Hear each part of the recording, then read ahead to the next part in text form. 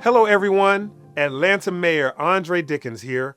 It is an honor to join you as we celebrate the induction of Janis Ware and her father, the late J. Lowell Ware, into the Atlanta Press Club Hall of Fame. J. Lowell Ware started the Atlanta Voice in 1966 to amplify the voices of those who were too often ignored, demanding truth, fairness, and representation in journalism. Janis has carried that torch with visionary leadership, expanding the paper into the modern era while remaining steadfast in its commitment to spotlight every story that shapes and strengthens our communities. Their work reminds us that journalism is strongest when it reflects all voices. On behalf of the people of Atlanta, congratulations. Your legacy will be remembered for years to come.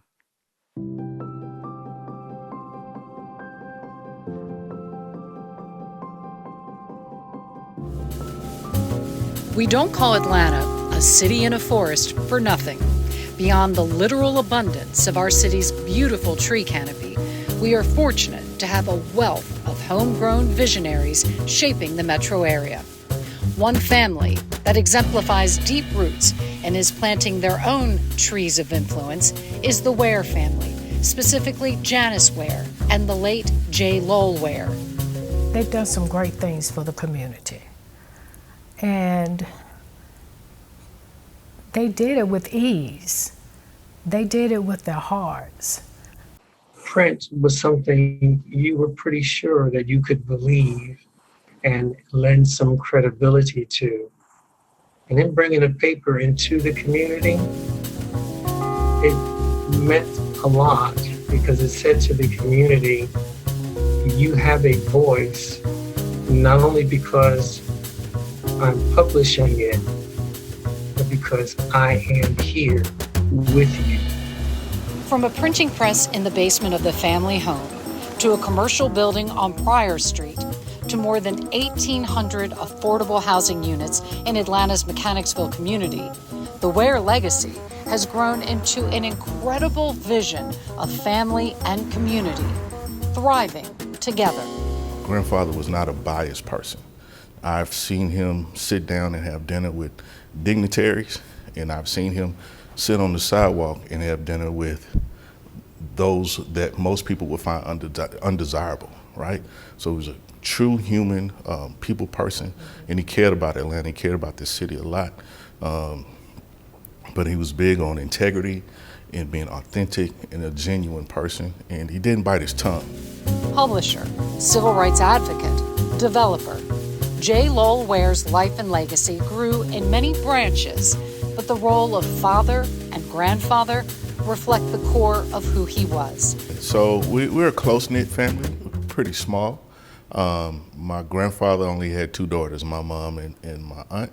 And my mom was the only one to have kids, so I have a brother and a sister. And so the relationship is tight-knit.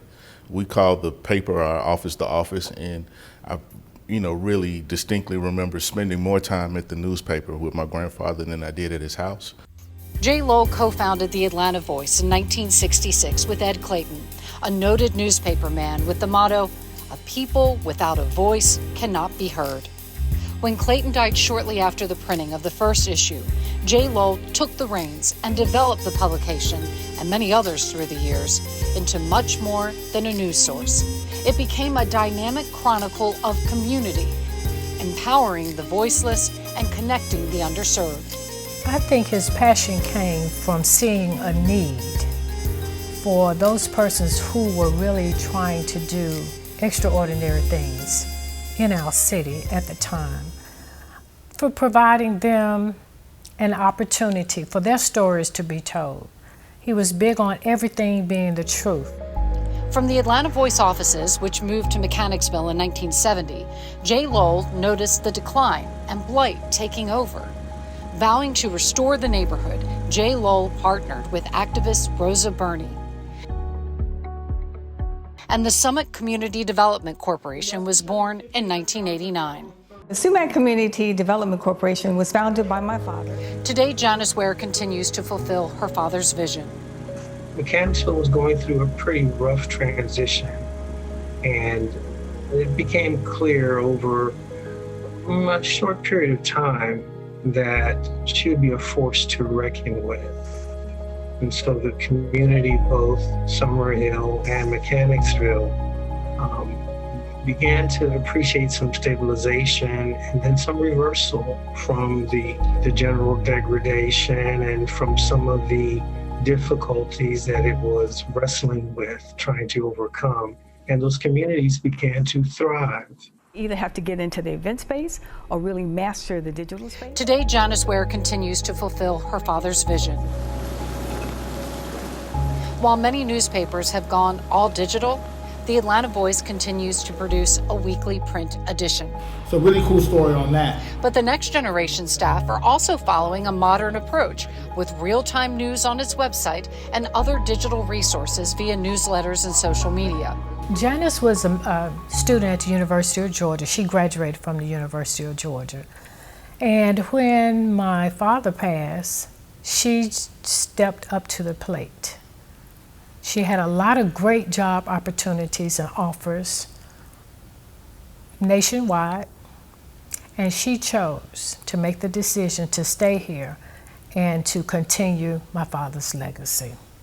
Janis taps into her business acumen, sense of integrity, and that familial pioneering spirit to forge powerful partnerships across Metro Atlanta and beyond. Those partnerships are taking root in new developments and areas of prosperity for the people of Mechanicsville and other areas of the city. The Atlanta Press Club is proud to induct Janis Ware and the late J. Lowell Ware into the Atlanta Press Club Hall of Fame.